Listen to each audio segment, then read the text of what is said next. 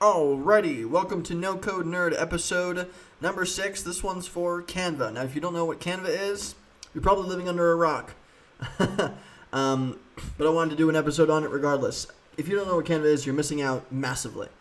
This is Canva. Canva is possibly just the most accessible design tool on the internet. I absolutely adore it. It's incredible. It's super easy to use. It lets you create things for marketing, like any images that you might need for social media or backgrounds or otherwise. Presentations in presentation format, PDFs, it helps you edit those.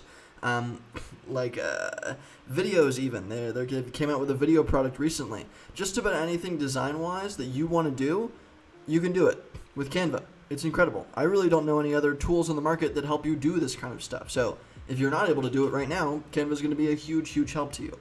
But you can click up here, create a design, and you can make anything in any size, in any format of a PDF, of anything, right? Even the background that I use for my little opening right here, I built in Canva, right? And I recently added actually this little TikTok bit down here. I can just move it around and I can do whatever I want. I'm going to back it all the way up now though. Oh, back.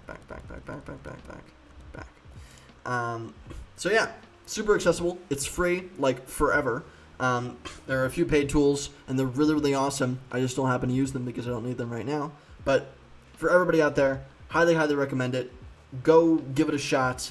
And yeah, links to everything down below, as usual, in the post if it's on LinkedIn, in the description if it's on YouTube, and in the